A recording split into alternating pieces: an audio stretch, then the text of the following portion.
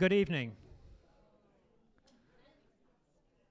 I would bet that most of you don't know who I am or what I'm doing standing here, so let me introduce myself.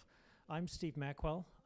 I've been with AIP for 2 months and a few days. I'm the relatively newly appointed Deputy Executive Officer for AIP, and so I wanted to come along this evening and welcome everybody here. It's a great pleasure to have you.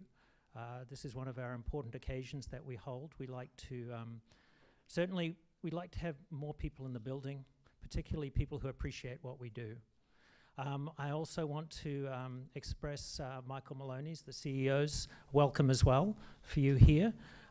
So I'm not here to say any more than that, but to say thank you for being here. We appreciate you coming out this evening and looking forward to the talk, and I will pass this along to Greg. Okay, thank you, Steve.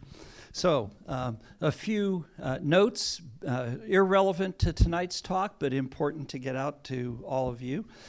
First, we want to thank you for your continuing support. A larger and larger percentage of Trimble attendees are donors to the history programs, and we do count on that support, so thank you very much. I want to tell you a couple of things that are coming up in the near future that you might be interested in. I hope you will be. First, this is the first public announcement that we've made that we have established, AIP has established an endowed professorship with the University of Maryland in the history of the physical sciences.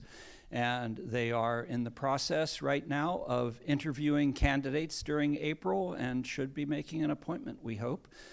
We will all be looking forward to having another colleague who one expects will have grad students who will be using our resources and helping us with research projects here. So we'll be taking part in an official ceremonial kind of announcement at the university in a couple of weeks, and there will be press release and a lot of celebration and hoo-ha.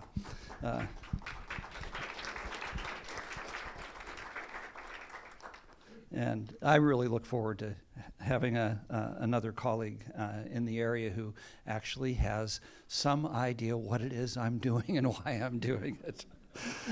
The last announcement is you may remember that we had an event planned to be held at the Danish Embassy back in February, and somehow there was a snowstorm in February, go figure. So that has been rescheduled for June 20th, and this event is to celebrate our collaboration with our colleagues at the Niels Bohr Archives at the Niels Bohr Institute in Copenhagen.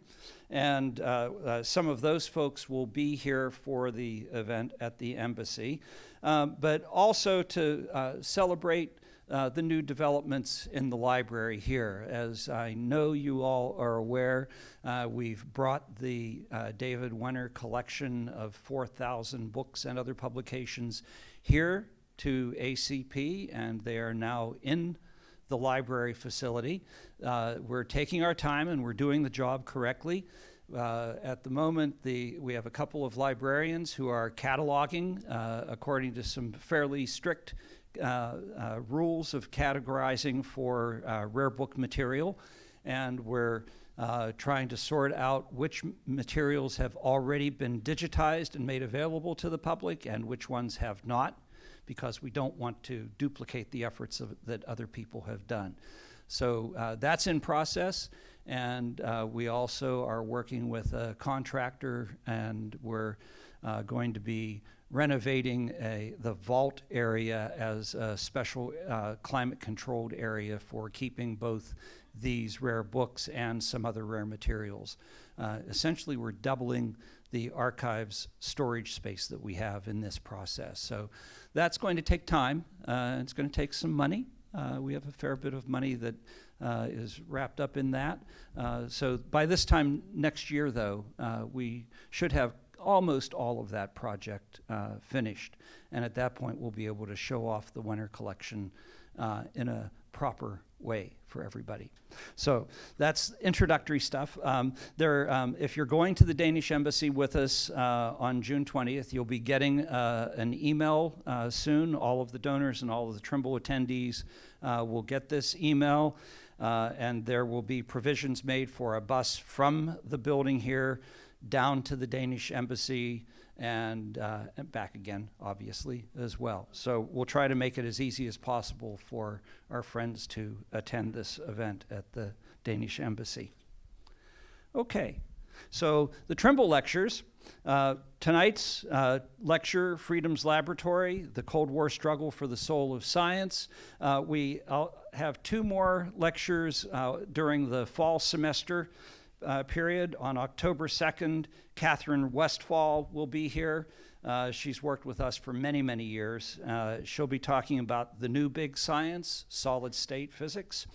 And then in November, Sarah Schechner from the Historic Scientific Instrument Collection at Harvard will be here giving a talk that is on a research topic that she has just recently received a prize for from the American Astronomical Society. The title is To Touch the Sky, Tangible Things of American Astronomy. And so we have some more really interesting talks coming in a few months' time. So for tonight, Audra Wolfe is an old friend, graduate of the program at Penn in History of Science, and her Twitter handle is Cold War Science, which gives you an idea what she works on. And I think you'll hear a little bit more about that tonight. So without further ado, Audra.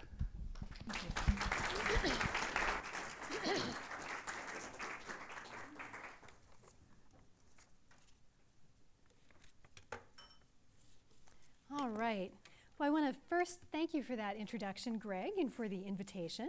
And thank you to the AIP for having me here tonight. It's always a pleasure to speak to a group who has familiarity, personal familiarity, sometimes with the concept. And I would also be remiss if I didn't thank Stephanie Jankowski for her help in making all of this run smoothly. So thank you.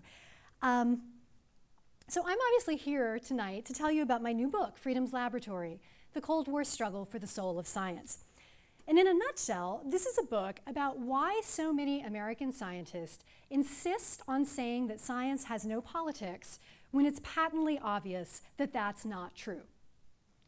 Now, there are a lot of different answers to that question, but in this book I argue that one of the most important is Cold War propaganda.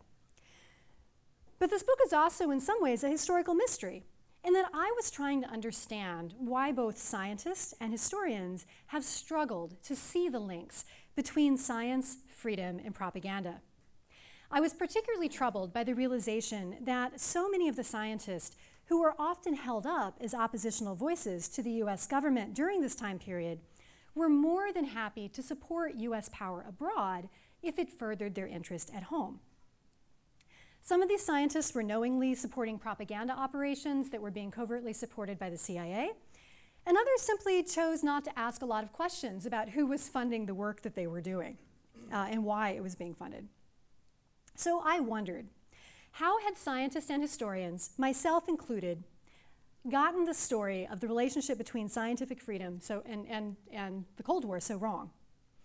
And over time, I came to realize that the sheer effectiveness of Cold War era propaganda campaigns really limited scientists' ability to understand their own role in carrying out these campaigns. These were campaigns that were largely carried out by private individuals who insisted that their activities were driven by a commitment to the values of science rather than to the values of any individual nation. So scientists' belief in their autonomy as scientists, their commitment to scientific freedom, limited their ability to recognize that their ideas were being put to use in campaigns over which they may have had limited, or in some cases, no control. And because these campaigns coincided with the growth of American scientific institutions, this language lingers, nearly 30 years after the fall of the Berlin Wall. The National Science Foundation's peer review process is a fairly good example of that. It's a direct descendant of Cold War policies that were designed to highlight the United States' commitment to basic research and to contrast the American way of doing and funding scientific research with that of the Soviet Union.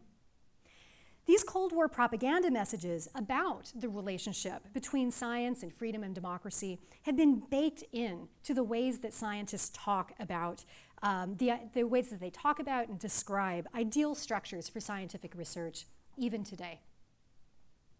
Once you start to see these links between Cold War propaganda and scientific freedom, you can't unsee them. So let me just give you a very specific example of what I mean by this. The philosopher of science, Michael Polanyi, in an article in 1962, famously compared the free cooperation of independent science to a highly simplified model of a free society. Now, he published that analysis in 1962 in the first issue of Minerva, which was a journal that was published by the Congress for Cultural Freedom, which was probably the best known of the CIA's cultural fronts. So my book recounts many other such examples, but the point that I want to start you off with is that both scientists and historians of science need to maintain a much more skeptical attitude towards post-war US scientists' claims that science somehow operates in a realm that's separate from politics and that it does that so uniquely.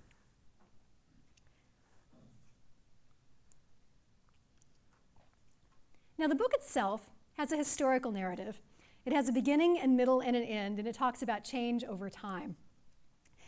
In the beginning of this book, I chart the emergence of notions of Western science and Marxist science during the 1930s, and how US scientists in the post-war period used a critique of what they called Lysenkoism to condemn all of Soviet science.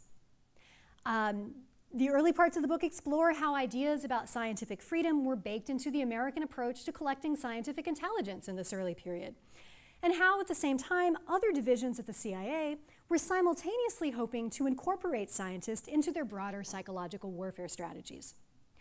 Now, it's fair to say that at least through the 1950s, these were fairly halting strategies, and they were often driven by scientists more so than by federal policymakers. But after the launch of Sputnik in 1957, the US foreign policy establishment really doubled down on the notion of showcasing American scientific achievement, scientific values really, as part of its larger cultural offensive. And so in the second half of the book, I look at various ways that ideas about the American system of scientific research with its mix of public and private funding, pure and applied research, scientific leadership, how these stories became central to the United States' ideological battles against communism. Now, the government lost interest in these kinds of activities for many reasons in the late 1960s, and not least of which were a series of blown covers for the CIA's covert cultural operations that complicated things for everyone. And I'll have more to say about that towards the end of this talk. But my point is that by then, the notion of science and freedom had really taken hold among scientists, both in the United States and around much of the world. And there were significant consequences of that for the dissidence movement of the Soviet Union, and indeed for the end of the Cold War. But so in the rest of tonight's talk, I'm going to focus less on change over time and more on how these ideas about science and freedom really circulated through US propaganda and psychological warfare practices during this time period. So I've chosen 3 examples, and I've chosen these 3 examples for a couple of different reasons. The first is that they each show some of the different challenges of uncovering and telling these stories today. One involves something that sort of resembles an active secret, one involves a secret hiding in plain sight, and one is essentially unresolvable. We may never know exactly what happened. The second reason I've chosen these examples is that each of them involves propaganda that had real-world consequences. Hearts and minds campaigns are never just about hearts and minds. So I'm going to begin with scientific intelligence. It's no coincidence that the US notion of scientific freedom crystallized in the late 1940s, which was just at the same moment that the United States government was attempting to set up a permanent peacetime apparatus to gather intelligence. And that, of course, was the Central Intelligence Agency, or the CIA. So in 1947, the United States got that agency. And just weeks after it opened its doors, the CIA got its first science advisor, a chemist by the name of Wallace Brodie. Now, this wasn't Wallace Brodie's first assignment in intelligence work. He spent the end of World War II in Paris, working for the Office of Scientific and Research and Development's European office. And after the war, Brodie evaluated scientific intelligence for the Navy in California. But in August 1947, still on leave from his job at Ohio State, Brodie accepted an appointment as Associate Director of the National Bureau of Standards. But this was only a cover, because Brodie immediately transferred to the CIA. Now, Brodie had ambitious plans for the CIA's scientific branch.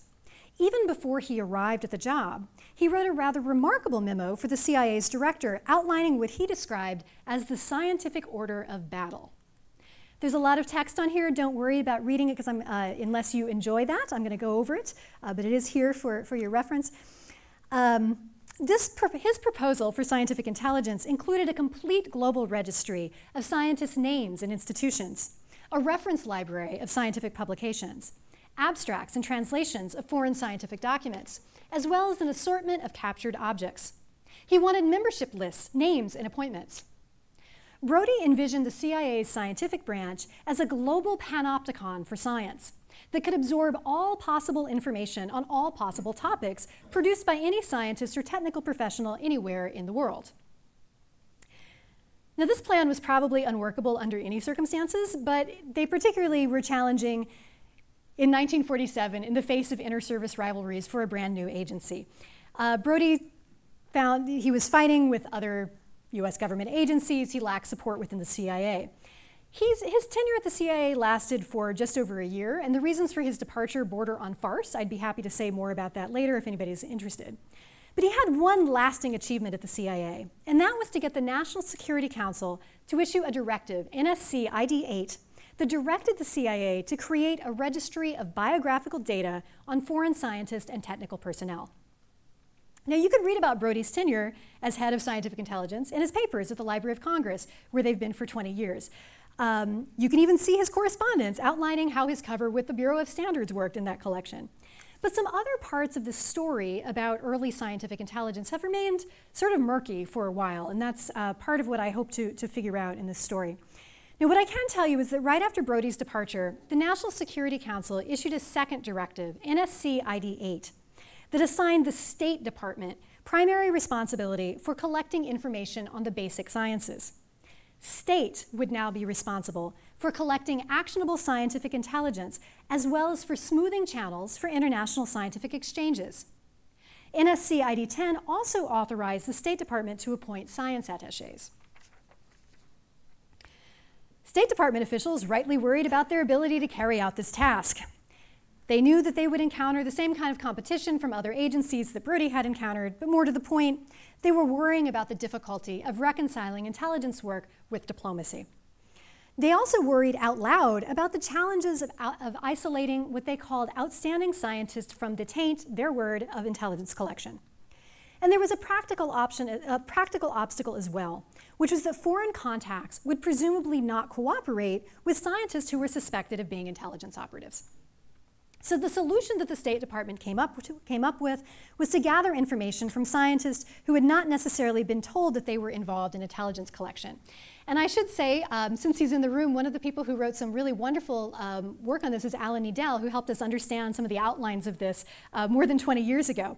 But some of the details of how that would actually work have remained pretty murky. But so here's the idea. The idea was that private citizens, acting in their role as private citizens, freely mingling on the international stage, would offer the most reliable source of scientific intelligence. This is working on the quite reasonable realization that most of what counts as scientific intelligence is not necessarily secret. It's names, it's institutions, and you don't need to use particularly sophisticated means to get that information.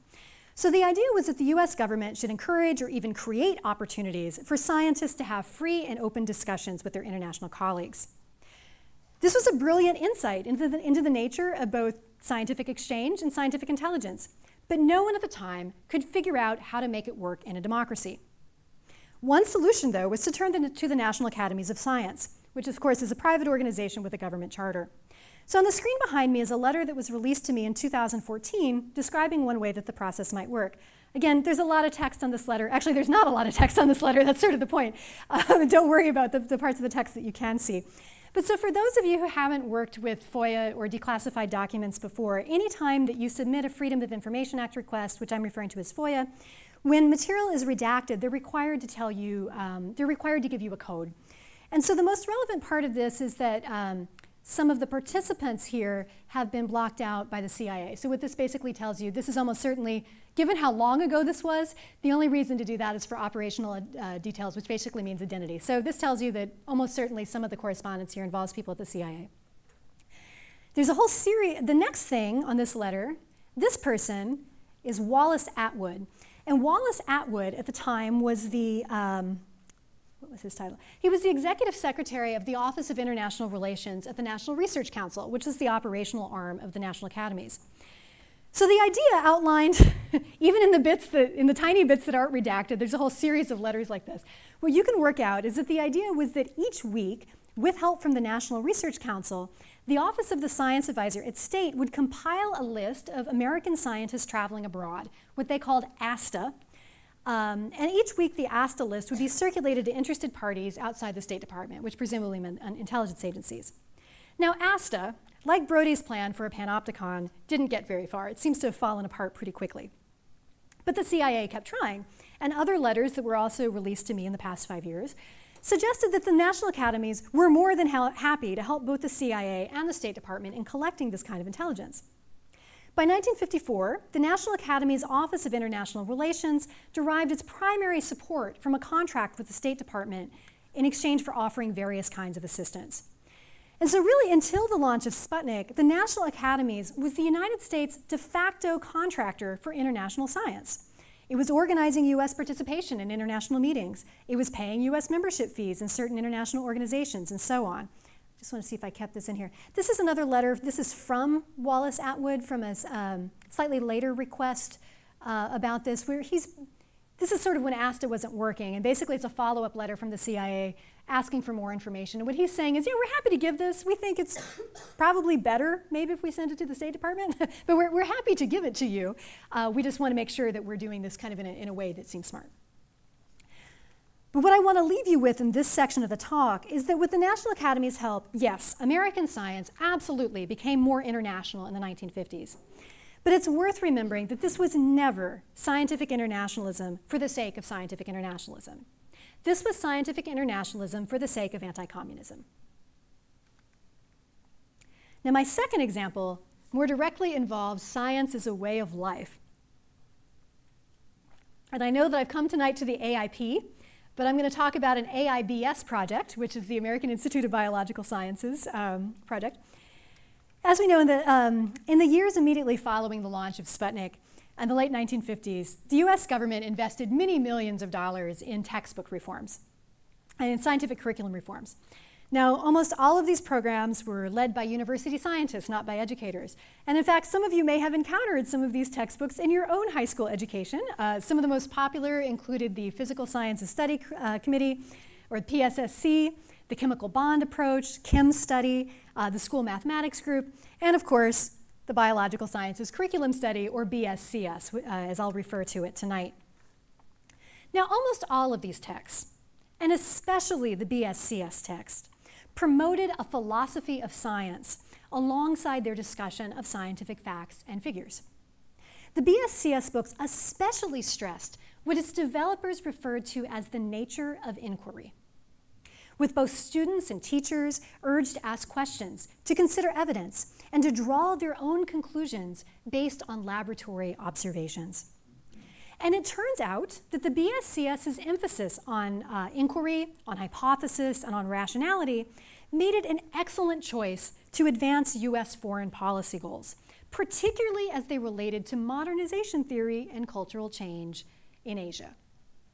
And so that's why, beginning in the early 1960s, one of the CIA's proprietary organizations, the Asia Foundation, invested tens of thousands of dollars supporting adaptations of the BSCS's biology textbooks in countries that were located on the periphery of the People's Republic of China. And so for any of that sentence to make sense, I need to first tell you a little bit more about the Asia Foundation. So the Asia Foundation, it still exists as an NGO based in San Francisco. It receives most of its funding now from the State Department and other government agencies, and it's open about that now. But it did not start out that way. In 1951, the CIA's Covert Operations Branch, the Office of Policy Coordination, created the Asia Foundation's predecessor, the Committee for Free Asia, as a sort of Asian analog to the Committee for Free Europe. Committee for Free Europe was the group behind Radio Free Europe, and it was really the model for a lot of these kind of covert cultural activities. Like the Committee for Free Europe, the Committee for Free Asia was working with refugees, mostly overseas Chinese, and it established a short-lived broadcast service called Radio Free Asia. But it didn't really work very well. And so in 1954, they changed course. The Committee for Free Asia retooled and reorganized as the Asia Foundation. So it had its new articles of incorporation, which were issued in California, described it as a non-political, non-profit organization aimed at supporting, and I'm quoting here, Asian groups and individuals working for Asian objectives which parallel the long-term interest of the free world. This is a strategy that US officials repeatedly referred to as Asia for Asians. So with its new charter and its new purpose, the Asia Foundation quickly set up an infrastructure on the perimeter of the People's Republic of China, from Afghanistan to the Philippines to South Korea. And in its new form, the Asia Foundation partnered with really almost any voluntary organization that was headed by Asians that might plausibly support the development of civil society, what we would now call civil society. From democracy study groups to film societies to seed exchanges. It had an annual budget supplied by the CIA of about $8 million. So it was not small for this kind of operation at the time. I think it's helpful to think of it as something like a cross between USAID and the Rockefeller Foundation that reported to the CIA. That's a pretty accurate description of how it was going about doing its work. And I should just say that it's one of many of these CIA's proprietary organizations, but it is one of the larger ones. And there's not a lot written on it. I think that's important for how we understand the role of science in the Cultural Cold War, but we can come back to that later if anybody would like to talk more about it. Now, education reform programs meshed really well with the Asia Foundation's mandate to cultivate democratic institutions, to foster economic growth, and to strengthen relationships between Asian and American elites. And so, when American educators began exploring curriculum reform, so too did the Asia Foundation, which started funding study groups, teacher training, textbook translations, and eventually regional conferences of teachers. Now, it was the spirit of inquiry, much more so than any scientific content, that appealed to Asia Foundation officials. From their perspective, it didn't really matter which scientific discipline came first. But over time, their investments in curriculum reform came to center on the biology textbooks. There are a lot of different reasons for that, but one of the most important is the influence of this guy, Arnold Grobman, who was the executive director of the BSCS for many years. Now, Grobman had elaborate and ambitious dreams for an overseas empire for the BSCS, but he was having trouble getting anybody to fund it.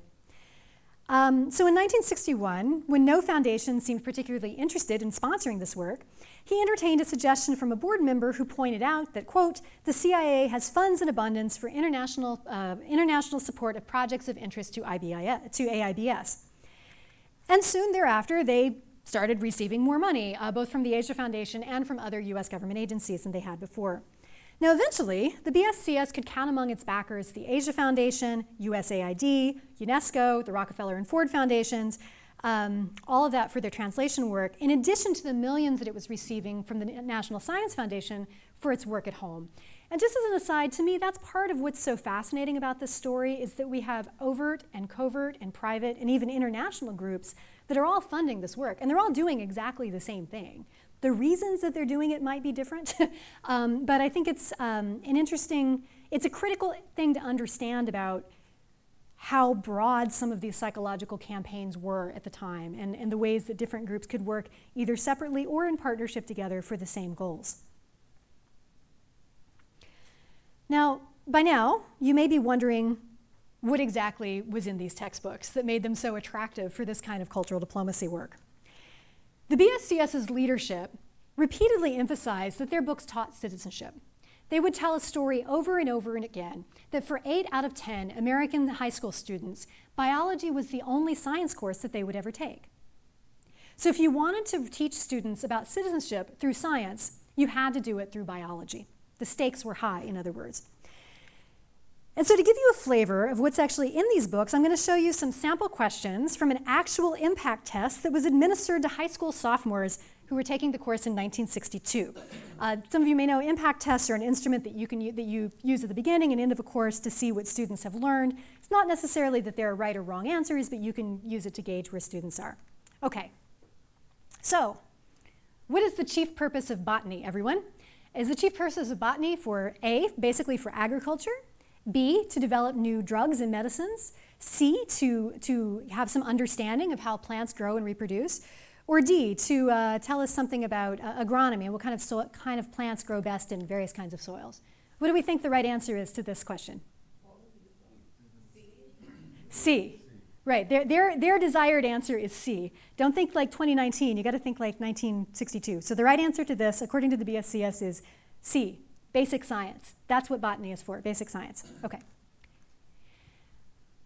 This is a question about why we trust science. The question is asking, basically, why should, it is said that scientific research is generally very accurate and honest. And so it's a true and false question. Why should we believe this? A, it's true basically because scientists are honest people. They're good people, you should believe them. B, it's true because you can only have one right answer in science. Do you keep in mind this is a multiple choice test that's being given to 15-year-olds? I think this is a little tricky. C, this is true because other scientists can check the work. Or D, there's little basis for this claim, it's just not true. C, is that what we think? Is C? C? Okay, yeah. This one's pretty straightforward. We trust science because of consensus. All right. I want to emphasize this is a real test. This is a real question that appeared on an impact test in 1962, and it's about nuclear weapons. The question is, in talking about disarmament policy, a famous scientist declared that we must continue our experimenting with nuclear bombs. What is the best evaluation that we can give to this statement? A, he's probably right because he's a scientist. B, basically, he's probably wrong because scientists are terrible people. C, he's probably right because scientific results are the most reliable kind. Or D, his conclusions and reasons should be weighed according to his knowledge of international affairs.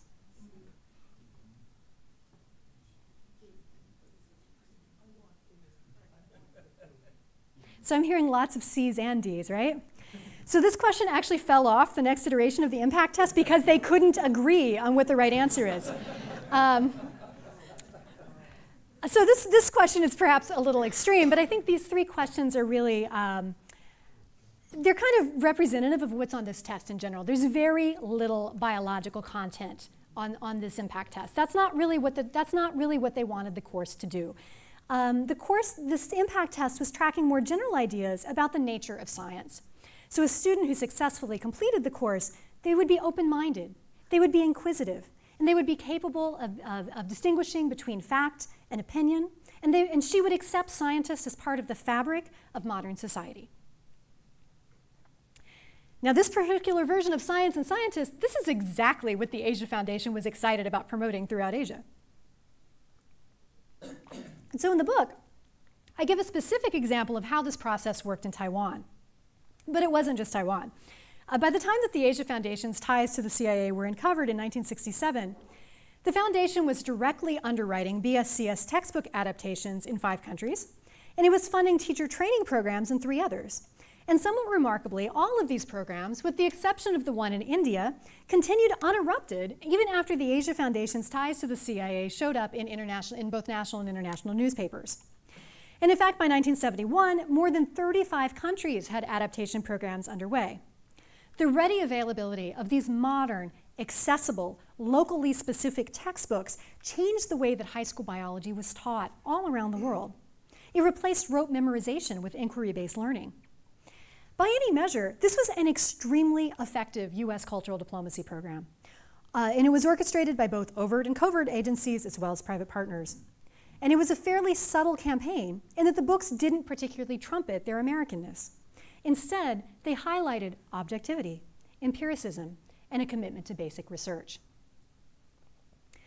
Now, I promised you some methodological comments, and I just want to say part of what's truly remarkable about this from a methodological perspective is that this story has been hiding in plain sight since 1967. Because the thing about writing about cover organizations is that when a cover organization is effective, you can talk about them. So the organizations that received funding from the Asia Foundation would list the grants in their annual reports.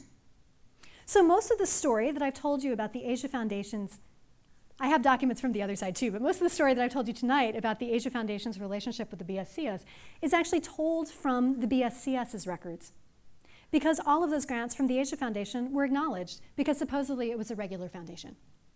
All that you need to know, and I should also say that some individuals who were serving as consultants for this organization would keep copies of their key documents in their own files. And these documents were never classified because supposedly this was a regular foundation. So the trick to writing a history of covert cultural diplomacy is an understanding that the organization that you're writing about is, in fact, a cover.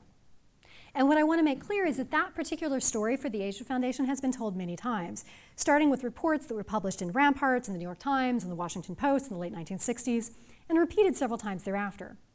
In 2019, the Asia Foundation's former relationship to the CIA is not remotely secret. You can read all about it on the CIA's own FOIA site. But it's also not exactly something that the Asia Foundation goes around telling people. But once you know it, wow, you see it everywhere. And almost every professional scientific society received low-key support from the Asia Foundation during this period of its ties to the CIA. We can talk more, if anybody wants to know, I can tell you more about the nature of that support and why they were doing it. It's sort of interesting on a technical level what they were up to. But most of the curricular programs received these kinds of support. The National Academies of Sciences also received support from the Asia Foundation as well. No credible historian wants to sound like a conspiracy theorist. But some conspiracies are real, and the CIA really did support the work of private groups of US citizens with and without their knowledge when they were building transnational partnerships. And if you're willing to see it and talk about it, it's often there hiding in plain sight in the archives. Okay. So for my third example, I'm taking us back to the topic that at one point I thought this book was actually about, which is science diplomacy. So this example is about Pugwash, which is a scientist disarmament movement that brought together scientists from the United States, the United Kingdom, the Soviet Union, and as time went on, the global South, to discuss international political matters that had some kind of scientific or technical basis.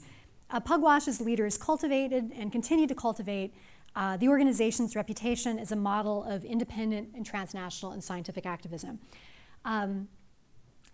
Given the composition of this room, I suspect it's entirely possible that some of you have had or do have connections to Pugwash. And I want to be clear about what I'm saying, that the story that I'm telling is specifically about the American arm of Pugwash in a specific period of time. So I want to acknowledge that. But so from the beginning, the American participants in Pugwash, particularly Eugene Rabinowitz, who was the editor of the Bulletin of Atomic Scientists, Rabinowitz emphasized, well, all of the Americans really, but particularly Rabinowitz, emphasized what they saw as an asymmetry in the Pugwash setup.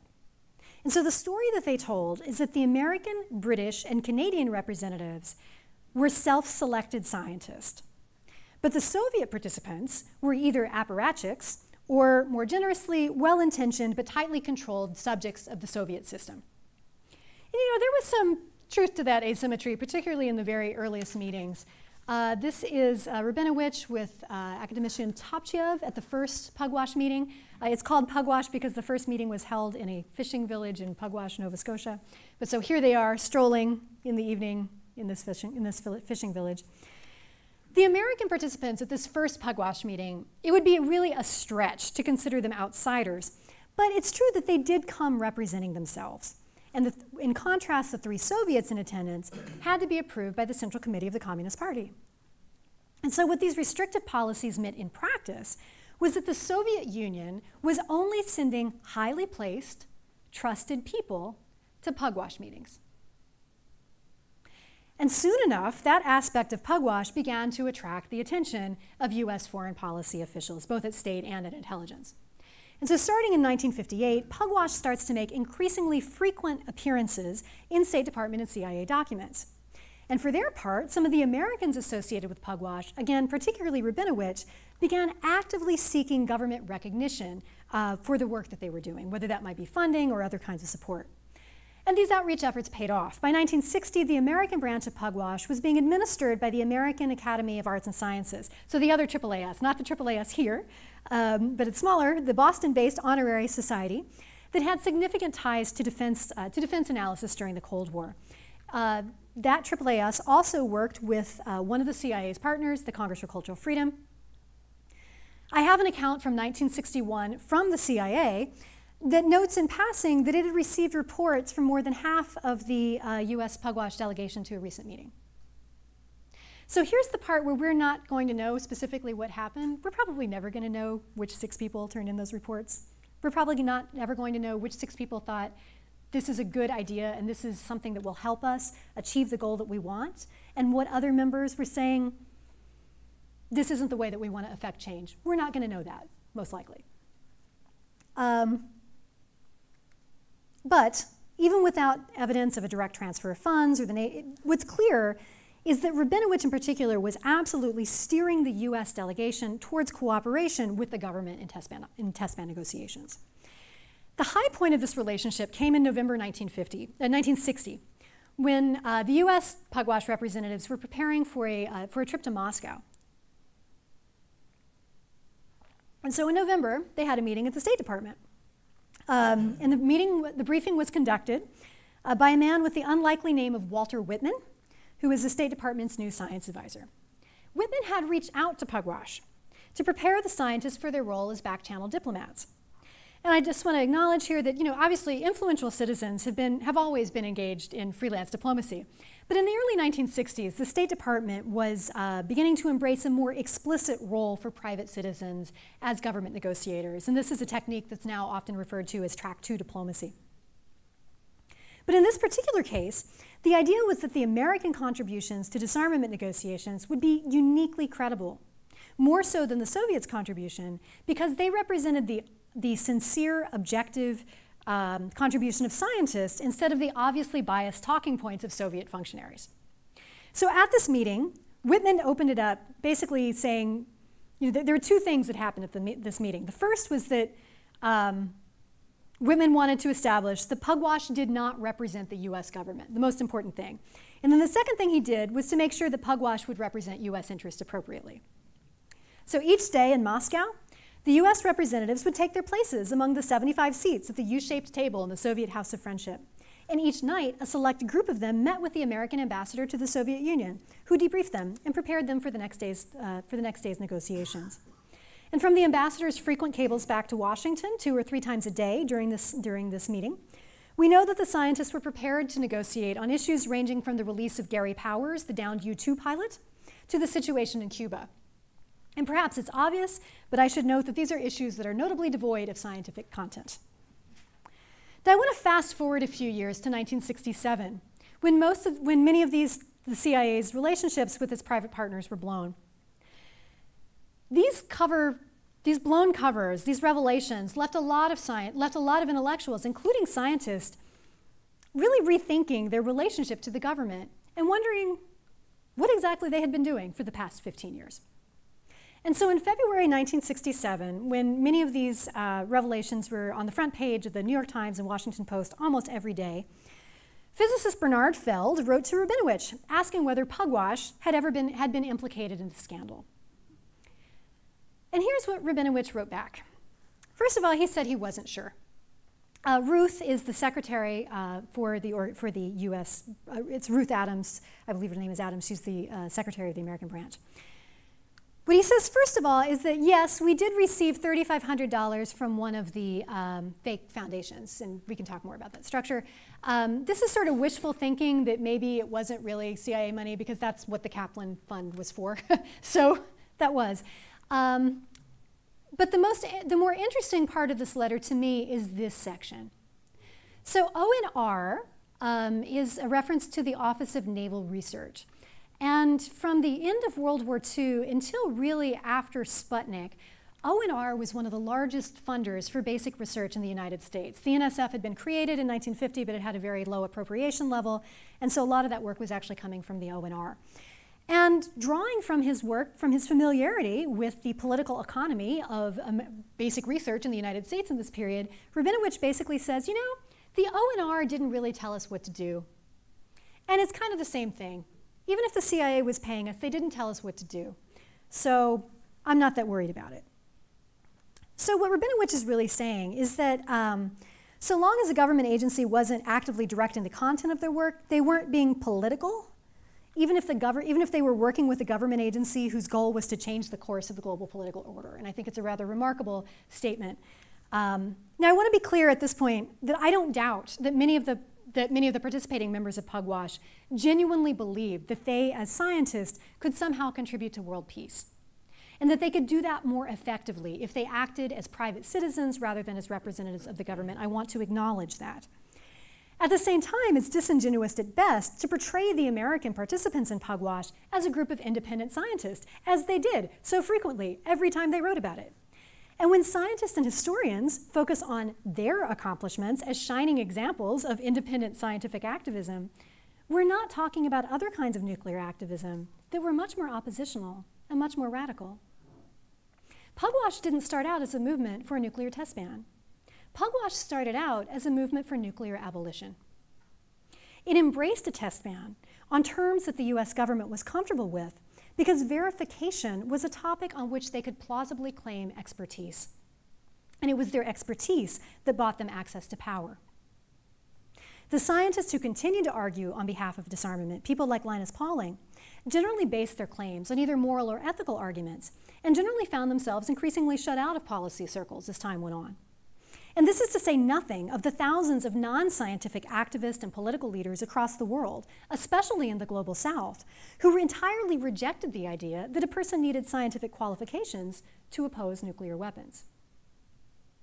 The Pugwash movement, it was meaningful, and it was important, and it was well-intentioned. But its American branch has to be understood as an adjunct to, and not an opponent of, US foreign policy. So my comments this evening, I focused on a question that interests historians. Why has this story been so hard to see? And what would it mean to start telling it differently? But I'll confess that I'm personally much more interested in the present-facing question. How does understanding the language of scientific freedom as a form of Cold War propaganda help us make sense of science and politics today?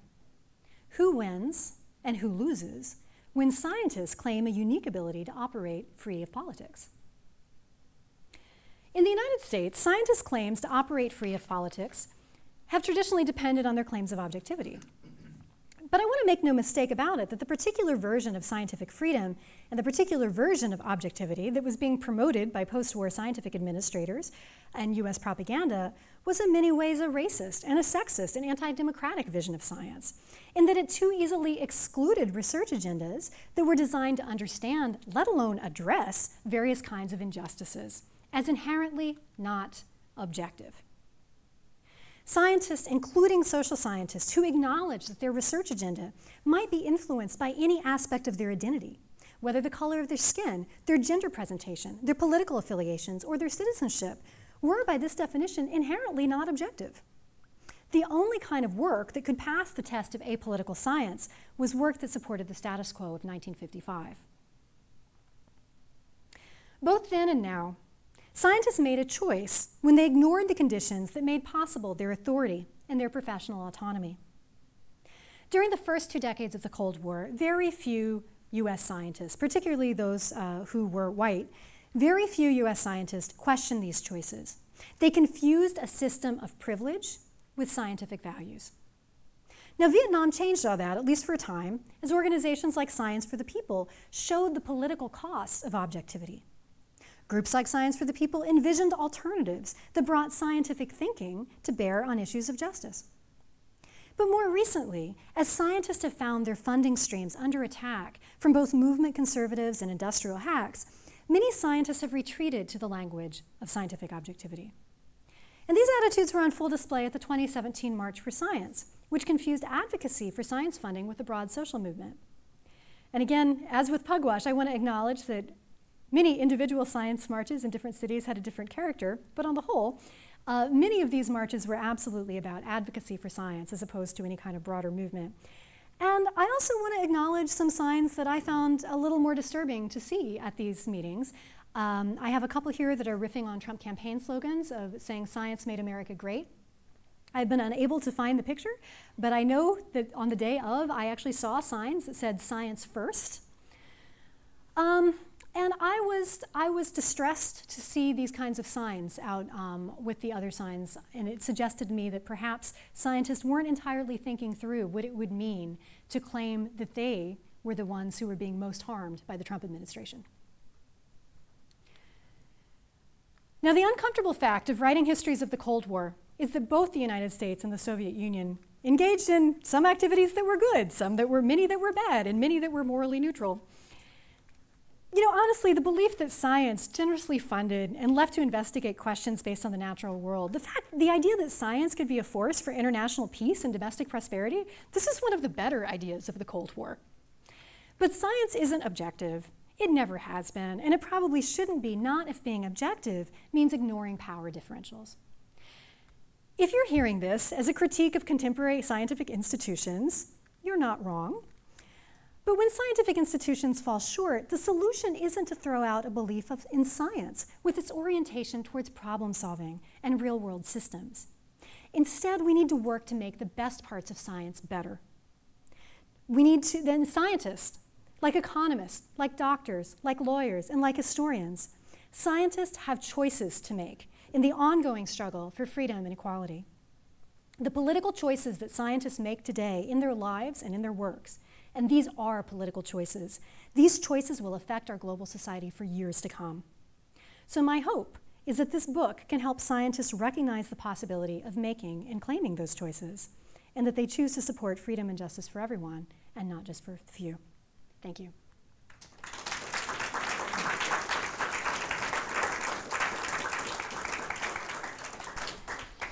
Thank you, Audra. So we'll do questions again in the way we always do. Bring the microphone to the people who have a question. Something has come up on the Cold War Science Twitter feed that makes me double down on the microphone. I'm losing my hearing, and I'm sure that I'm not the only one in the room that is. So the microphone is not just a nice idea. Don't stand up and yell. Someone won't be able to understand you. So, questions for Audra? Yes. Thank you. Hi, Audra. Hi. Thank you so much. This was so fascinating. I am often struck by how things like climate change denial and the anti-vaccination movement and sometimes moon landing denial don't actually deny science as the appropriate vehicle for arriving at truth claims, but rather will deny the legitimacy of the institution that's making the truth claims. Mm-hmm. And one of the things that I think is so striking about the last slide that you showed is that science denial kind of invokes science as this sort of historically apolitical thing, while also simultaneously politicizing it for the left, mm-hmm. right? That science is a thing that only the left really respects. Mm-hmm. And so I was wondering how sort of researching and publishing this book in the context of the so-called post-truth moment has sort of informed how you think about it, and if you have thoughts about how we might be able to better defend things like scientific expertise and sort of the value of the expert opinion. Yeah, I think you're absolutely right about that. And I'm going to answer the second part of that first. The second, and I realize reasonable people can disagree about this, but based on the research that I've done and the conversations that I've had, it seems to me that scientists aren't going to win an argument that they can be apolitical. They're not going to win an argument that they can be as objective as all that. And that when scientists make those claims that they have a unique ability to transcend those kinds of politics, it actually increases public distrust in them. Because, more increasingly, more and more Americans know about things like eugenics. They know incidents from the history of science that absolutely make it clear that scientists have not always been on the side of good, and certainly on the side of objectivity. So, in my heart of hearts, I believe, and I have argued in public before, that scientists aren't going to win that battle, and that claiming that science is apolitical is actually much more dangerous than claiming that science is political. Now, in answer to the first part of your question, you're picking up on something that I have too, which is that I think it seems to me that something has changed in the past 5 years in the ways that certain groups are attempting to deconstruct scientific authority. The crucial reading on this is still Eric Conway and Naomi Oreskes' Merchants of Doubt.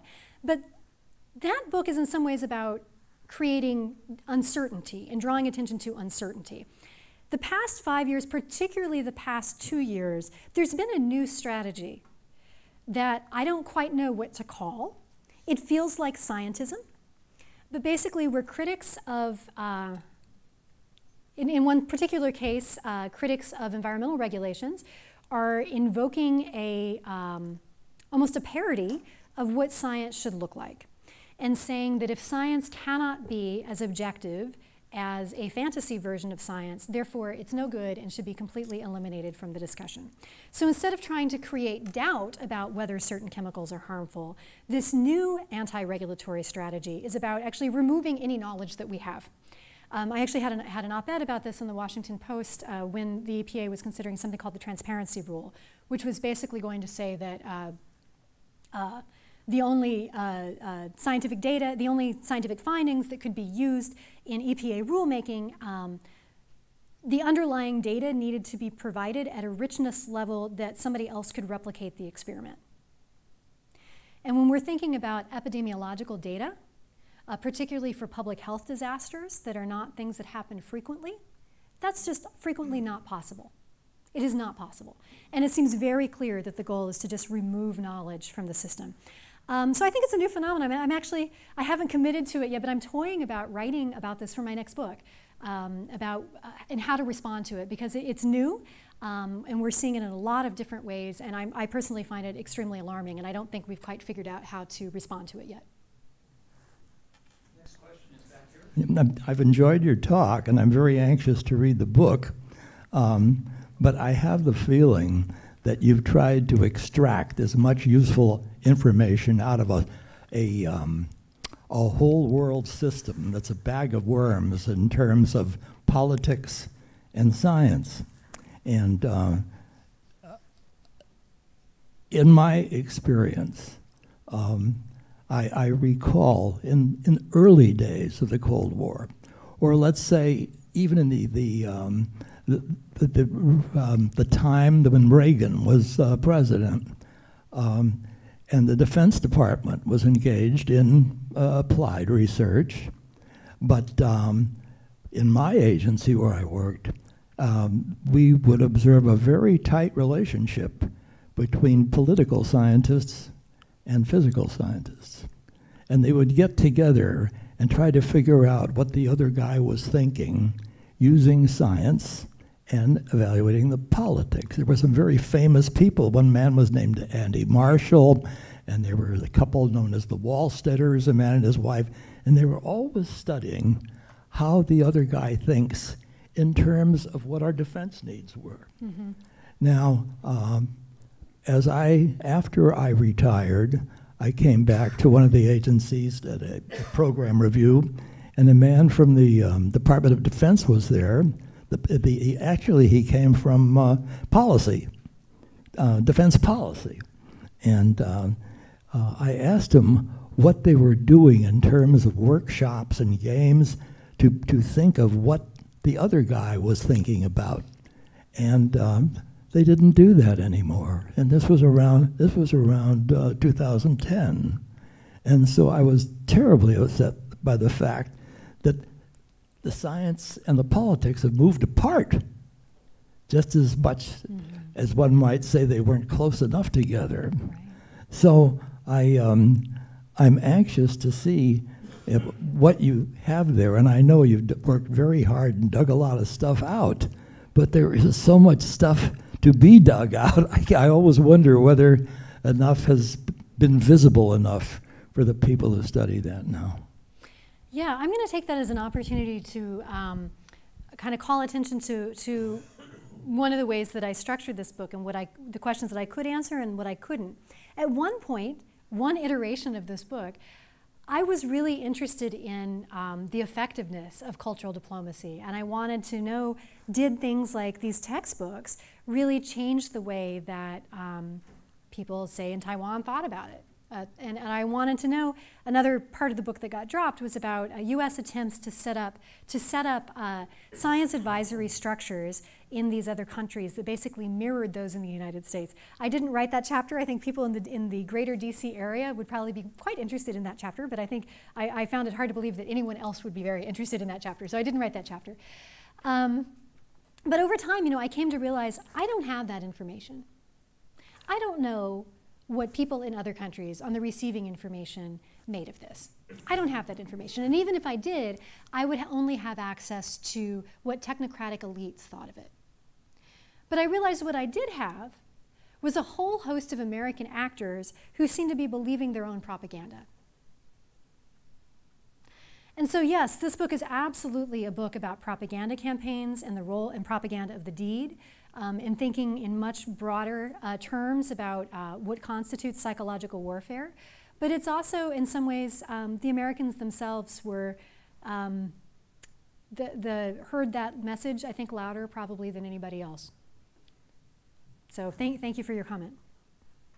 A comment, and ending with a humorous asterisk. I was in education in the 1960s, and I can tell you that there was a rush to revise textbooks, as you know.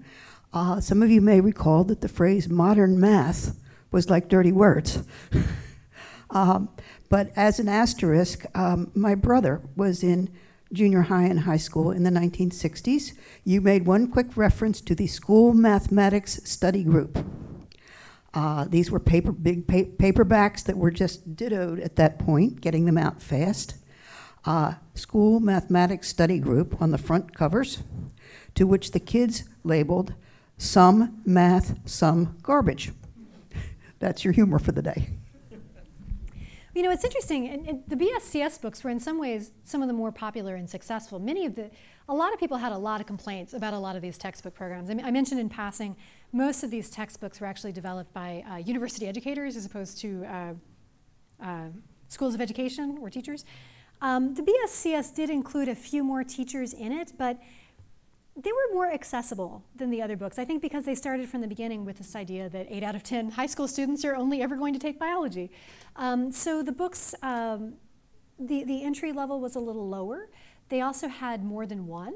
There was the green for ecology. I get blue and yellow confused, but there was a blue one and there was a yellow one, and one of them was for physiology and one of them was for genetics. One of them was for evolution. But the idea was that some of the books were a little easier than others. The content overlapped, but sometimes was in a different order. It didn't entirely overlap. They're an interesting set of books, but they were enormously popular. And I know every time I give one of these talks, I know that some people have definitely experienced these books. Next question. Yes. Audra, thank you for the shout out earlier. And hearing your talk, I thought about something that I never thought about when I was working in this earlier period. I wonder if you had thought, and I'm following up on the work of Andy Jewett, and the idea of the struggle in America for scientific as a basis of citizenship to take over for religious authority, and thinking about some struggles more recently, and I'm wondering whether that ever comes into the story. I'm thinking about, for instance, the Jewish scientists like Robbie and the struggle for getting recognition as sort of part of the fundamental basis for American citizenship, and issues about religious authority in this propaganda campaigns. I wonder if you thought about any of that connections. That's a great question. I would say I certainly haven't written much about it. And to the extent that I have thought about it, I haven't thought about it in ways that got me anywhere interesting. What I can say is that some of the religious affiliations were part of what brought me to this project in the first place. The very earliest iteration of this project was a potential biography of the Johns Hopkins geneticist Bentley Glass. And Bentley Glass was a fascinating character, but part of what made him interesting to me was that he didn't fit the mold of the stories that many historians of science tell about science during the Cold War. The typical story is that if you had political involvement, you generally were ostracized or had trouble getting grants, or your career suffered in some ways if you had kind of explicit political connections. And Glass did that. I mean, he was the head of the Maryland ACLU for 10 years. He was on the Baltimore County School Board during the era of Brown v. Board. He very famously refused to sign a loyalty oath in 1960. It was kind of a national story. He made a $5 contribution to an interracial civil rights group in 1945, and it followed him in his FBI file for the rest of his life.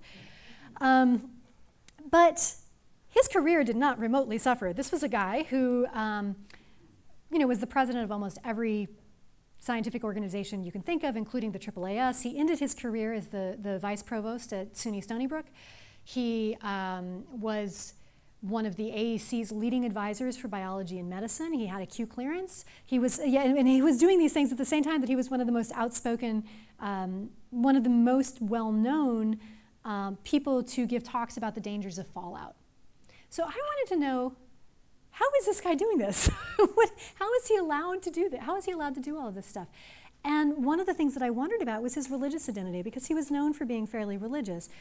He was a devout Baptist. He taught Sunday school every week in Baltimore. And for me, I was wondering, like, is this like an inoculant? Does this make him kind of more acceptable in that way?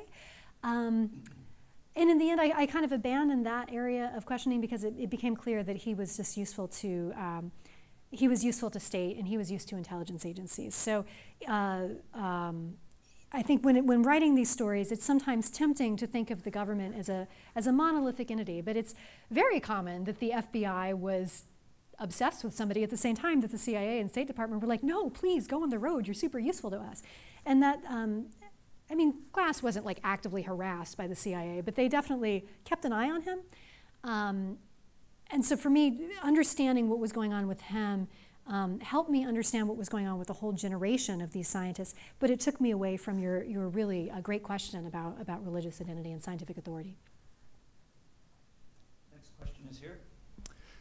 Yeah, I was fascinated by your comments towards the end of the talk about the typicality of a white male perspective within U.S. science during the period of the Cold War that you were focusing on. And you portrayed that as largely a kind of underlying assumption that went relatively unacknowledged and simply sort of assumed, which might be contrasted with the way that you portrayed in your talk the role of anti-communism as something that was very consciously introduced into U.S. science policy from very, very high levels.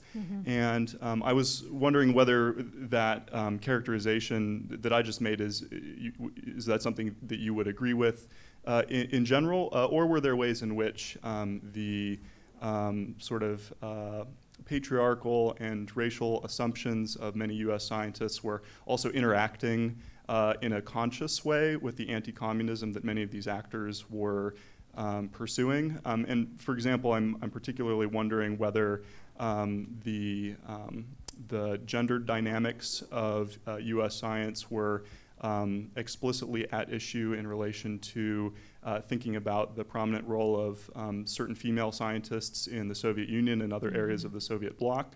And then also particularly in relation to the section of your talk on U.S. scientific diplomacy in Asia, whether in the context of decolonization and the relationship between many of these U.S. science diplomats, both at the official and private level, with elites in newly post-colonial states, whether the kind of equating of male gender identity and scientific objectivity that was happening in the U.S. Had to be explained, or was at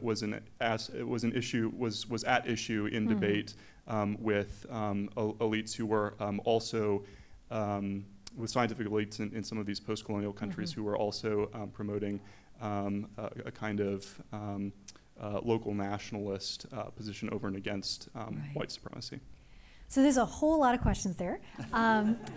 I think the first thing I should say, and just for the record, my comments there about kind of bodies and who gets to have a neutral body are, of course, not remotely original to me. I'm drawing on a long tradition in Black feminist thought and a lot of work in critical race theory. So just to be clear about that, I think the pattern that you're talking about that being invisible, but anti-communism being extremely visible, is absolutely something that was happening. And of course, certain bodies are given a lot more room to have different kinds of political views. White Baptist guys like Bentley Glass could do things that Jewish scientists couldn't do, that female scientists couldn't do, certainly the black scientists couldn't do, absolutely. Now, at the same time, so the scientists that I talk about don't appear to be particularly introspective or thoughtful on this issue. The State Department is a different story.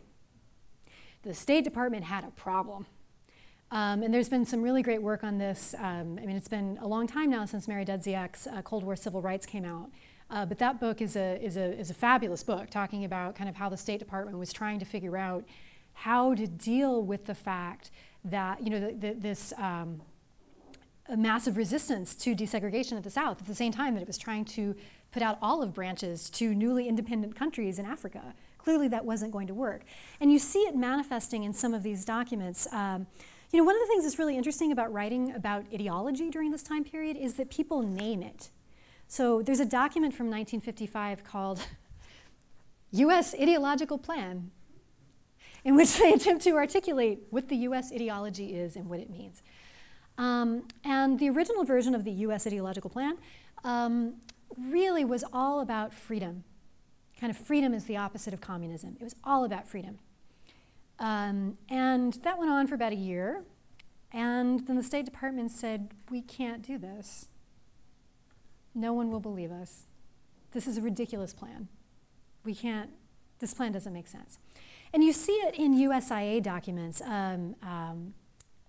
One of my favorite things to do at Archives 2 in College Park is to go up to the room with the visual records. And the USIA series of records are fabulous. Now, they're difficult to reprint. Many of them were taken by news agencies, and they're very expensive images. So you don't see them reproduced very often because they're often, you know, $400 or $500 a pop to put them in a book.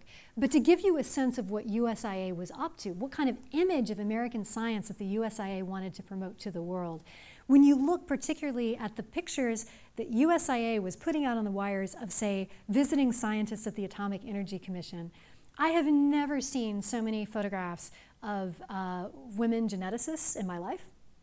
I have seen so many, they have photographs of various black scientists. They have, when they were putting together Atoms for Peace, they were absolutely trying to figure out who can we put out on the road who will visually look like the story that we want to tell. I mean, really classic tokenism, really classic.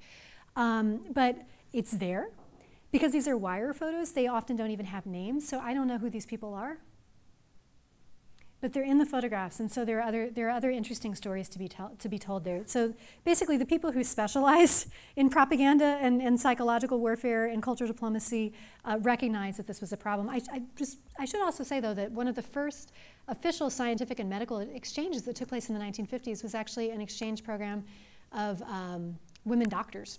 What they referred to always as women doctors. That was always the phrase, women doctors.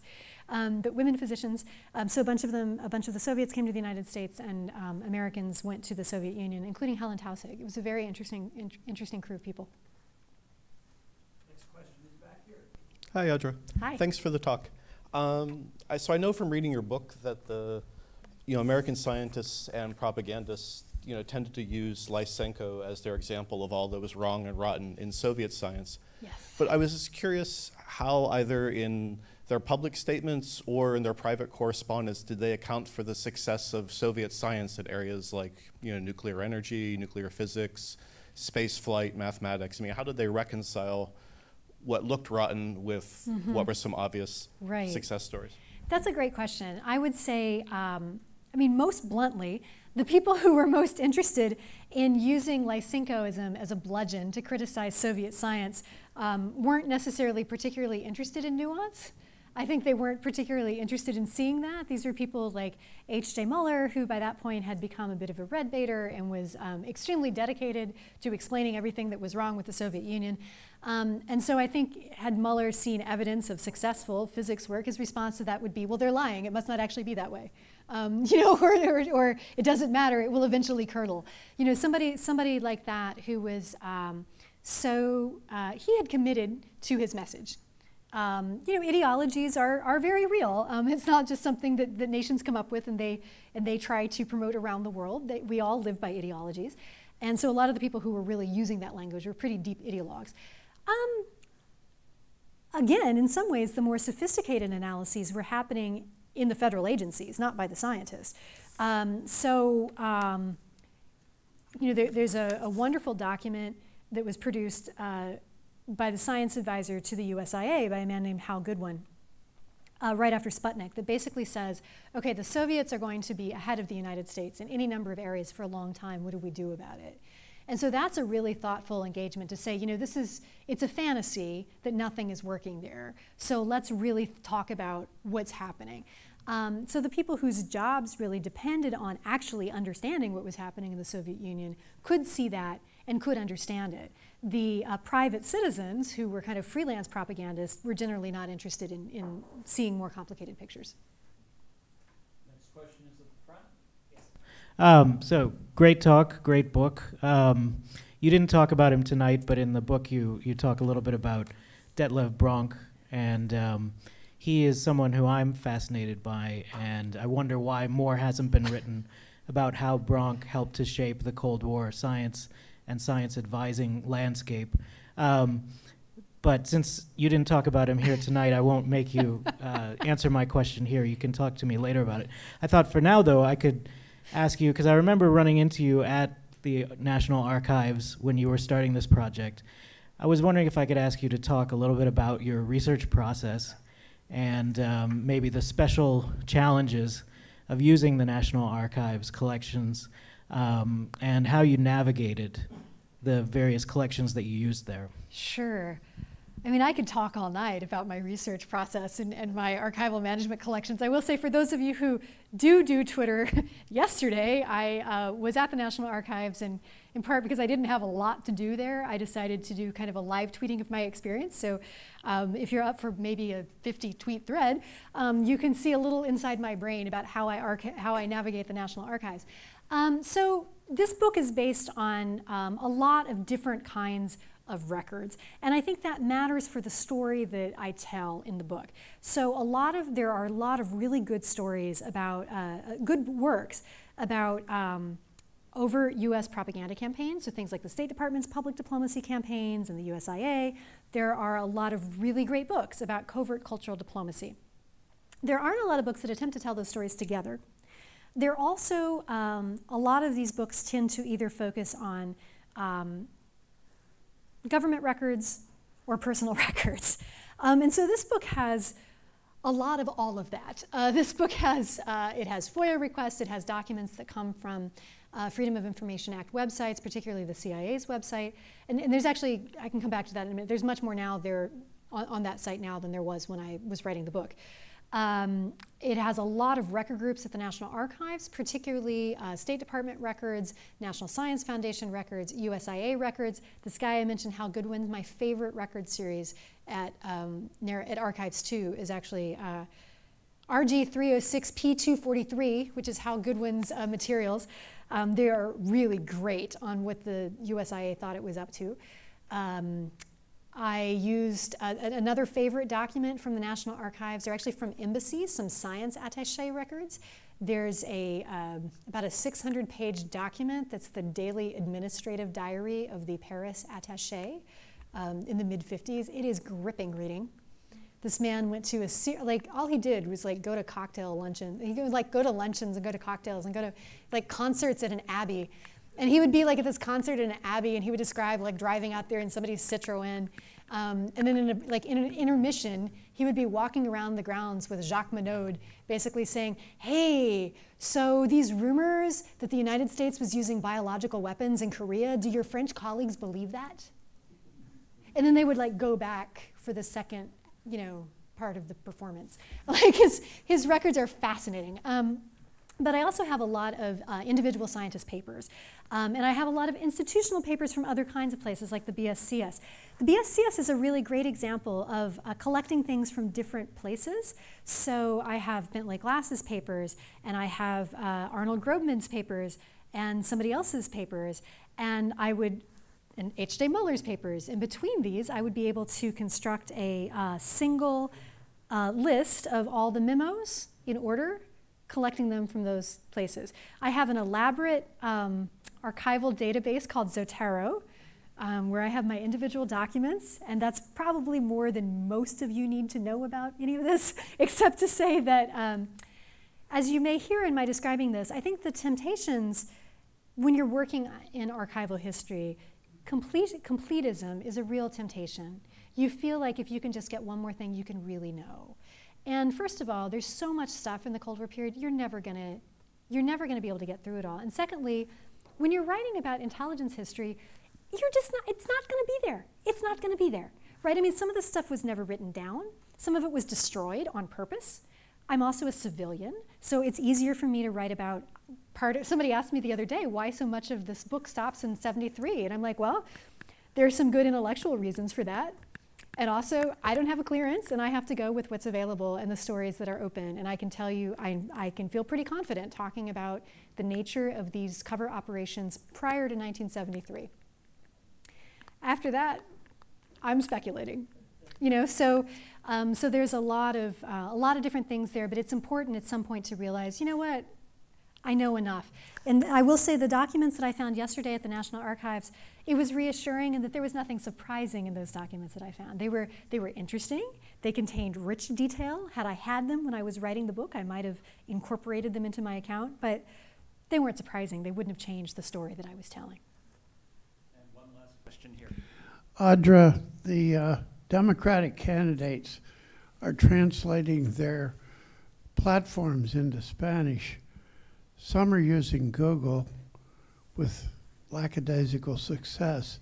I was wondering whether the BCSC, when translated, for example, into India, Sanskrit or something, came out with the same things.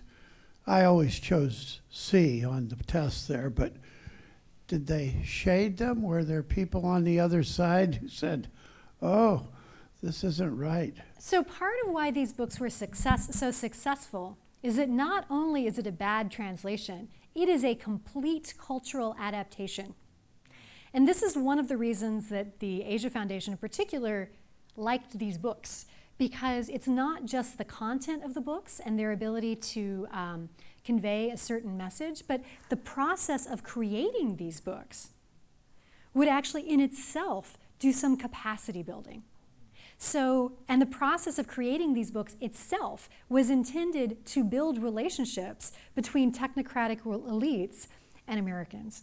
So if you wanted to use if you wanted to translate a BSCS textbook, first you needed to form a study committee, and you needed to look at it. Then somebody from your study committee needed to come to the United States and spend 6 months in Boulder getting to know these folks and getting to know the American views on this. Then you and your group would go back to your home country, possibly with an American advisor in tow.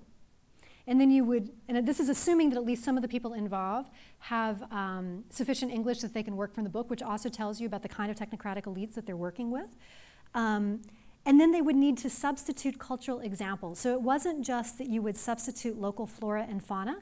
If there were examples about inheritance, for instance, that involved hair color or eye color for Asian countries, you would substitute something else. So maybe involving the ability to taste PKU. I mean, they're remarkable books, and it was a remarkable process. And that's part of what made them so effective as conveyors for cultural diplomacy. Okay. Well, let's thank Audra again for her talk. Thank you. And I invite you all back again in September. In the meantime, if you have questions, feel free to get in touch with us here at AIP. We have a lot to show off, and we're glad to do it. Good night. Thank you. Thank you.